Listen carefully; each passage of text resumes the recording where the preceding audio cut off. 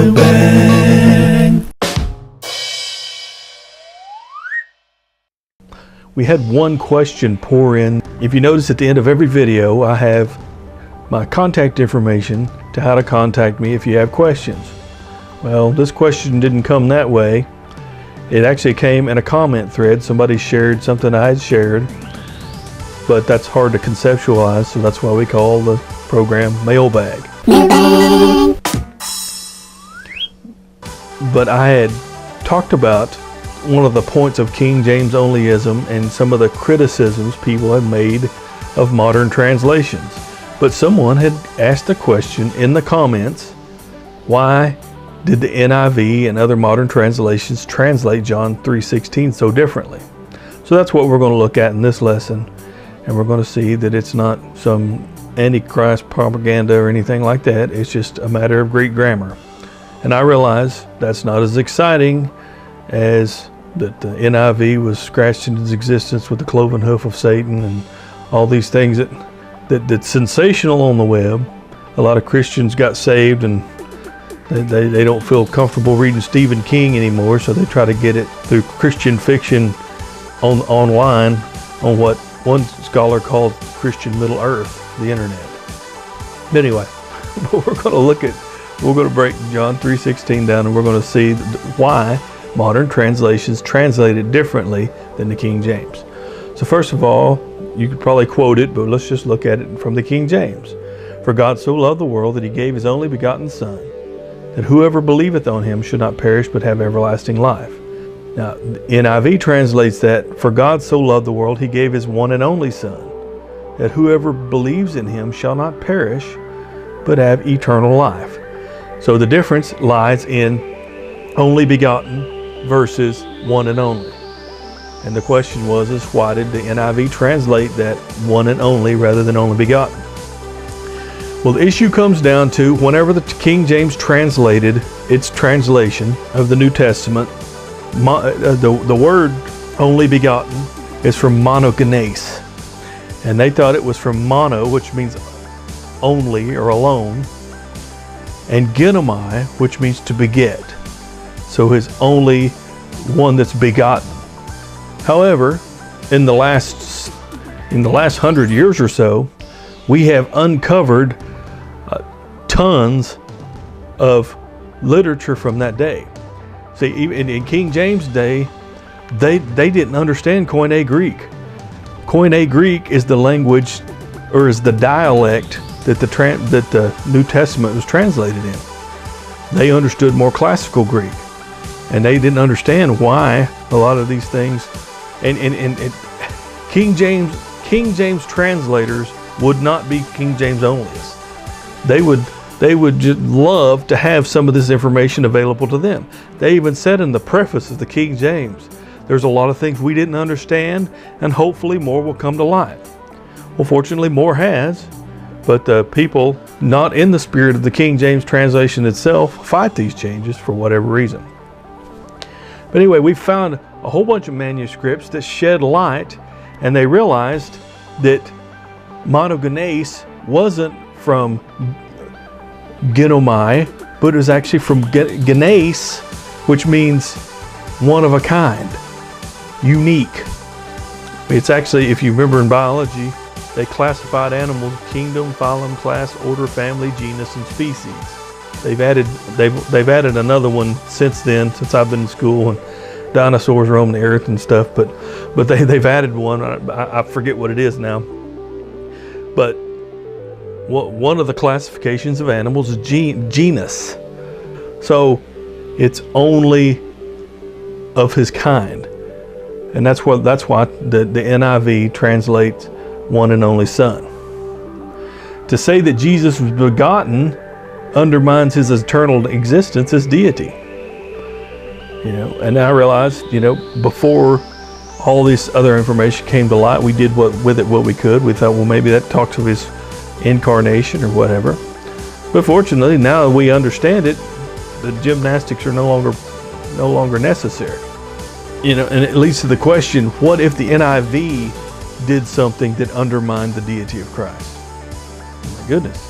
There would be newsletters and there would be even more websites running it down than there is. And this is not a defense of the NIV per se. It's just because of its popularity, it's the one that gets the most attention. You know, I'm not defending any translation. There is no perfect translation. There are some instances where the Amplified's the most clear on a particular verse. There are times when the Wuest is the most clear on a particular verse. There are times the Young's Literal is the most clear on a particular verse. There are times even that the New Living Translation, even though it's very free in the way it operates. You know, the Message is okay. Of course, there was one quote from the Message a couple of weeks ago I saw that about made me want to toss it out, but that, you just got to take it on a case-by-case basis. But the point I'm making is there is no silver bullet translation that this translation solves all my problems and now I no longer have to check and study. There is no such translation. But I do want to point out, the hypocrisy among the King James only crowd, how they don't apply the same standard to the King James as they do the other. If King James missed it, even if they disagree with it, they just missed it and move on. But if the NIV or any other translation misses it, I mean, it's a scandal. Also, I would take it back a step even from the way that NIV translated it. I would translate it, He gave His unique Son, because that's one of the other ways that the word translated only, that's another way it could be translated. Because Jesus was not the only one called the Son of God. God so loved the world, He gave His unique Son. Because there are other characters in the Bible referred to as Son of God. Let's look at some of those. Genesis 6:2, and it says, the sons of God saw that the daughters of men were attractive, and they took as their wives any as they chose. So here we see these angelic beings called sons of God. Once again in Job 2:1, again there was a day when the sons of God came to present themselves before the Lord. And Satan also came among them to present himself before the Lord. So there we have the sons of God. Well, we'll say angels just for the sake of this lesson. It's a little more complex than that. We've kind of winnowed down just as the New Testament has. But if you read through your Bible, the spiritual dimension is way more populated than we once believed. But that's not the thrust of this lesson, so we'll just, for the sake of this lesson, say angels. We're called sons of God. Job 38:4, we're going to read verse 4 and verse 7. This is God's response to Job. He says, where were you when I laid the foundation of the earth? Tell me if you have understanding.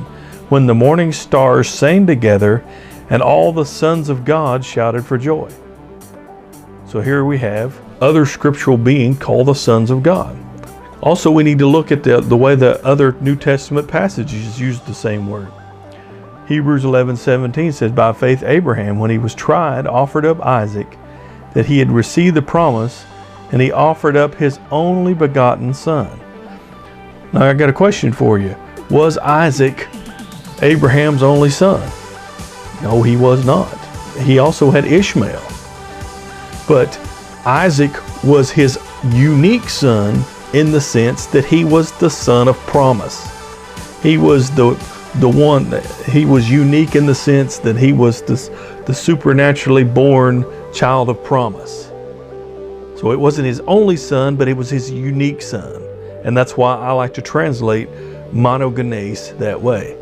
His own unique son, unique in that way. Now, that opens up a question. What about Hebrews 1:5? So let's look at Hebrews 1:5. For to which of the angels did God ever say, you are my son, today I have begotten you? Or again, I will be to him a father, and he shall be to me a son. Now, first of all, we have to interpret this verse in the light of all the other verses we read, where he called the angels the sons of God. We also had to take the entirety of the verse. People just say, to which of the angels did he say, you're my son? And they just take that part and they don't take the rest of the verse. the rest of the verse is important to interpret in that verse. And we also have to take these verses in the light of what they meant in their original Old Testament context. The first quotation's from Psalm 2. So let's go back and look at that. I'm going to read the whole context, and that will let us know what he's talking about. Psalm 2, starting with verse 1. Why do the nations rage and the people plot in vain? The kings of the earth set themselves, and the rulers take counsel together against the Lord and against his anointed, saying, Let us burst their bonds apart and cast away their cords from us. And he who sits in the heavens laughs, and the Lord holds them in derision. And he will speak to them in his wrath and terrify them in his fury, saying, As for me, I have set my king on Zion, my holy hill. I will tell of the decree. The Lord said to me, You are my son. Today I have begotten you. So this was David writing this psalm. You are my son. Today I have begotten you was coronation language that spoke of a new king ascending to the throne. It was often the case when a new king arose, the enemy kings saw it as an opportunity to attack the new greenhorn king. It happened with Sennacherib and Hezekiah. When Hezekiah came to reign, that was when Sennacherib came against him. And so that's what this psalm is talking about. This is a warning from God to the would-be attackers, to his anointed, to his king that he has raised up. So the writer of Hebrews borrows from that language, borrows from that psalm, and speaks of Jesus' ascension to the throne. So to none of the angels did God ever say, You are my son, to this day I have begotten you. He never decreed coronation language over angels. This was to show Jesus' supremacy over the angels. So that takes care of the first one. Or again, I will be to him a father, and he shall be to me a son. That was a quote from 2 Samuel 7. David he had set himself to build the house of God, to build a temple, made all the preparations, had everything set up to do it. And then the prophet came to him and said, No, you're not going to do it. Your son will. Your son Solomon. And this is what he said about Solomon's kingship. This is what Hebrews 1:5 is quoting. 2 Samuel 7:14. I will be to him a father, and he shall be to me a son. So this kingship, this son language was coronation language. It was understood in ancient Middle Eastern thought. The king was the son of God. He was established. The king was established by God. His throne was established by God. I hope that helps you out a little bit, and demystifies it a little bit for you. Why did the NIV translate the way it did? And it's not nothing spooky. It's just a matter of Greek grammar. So thanks for watching. God bless.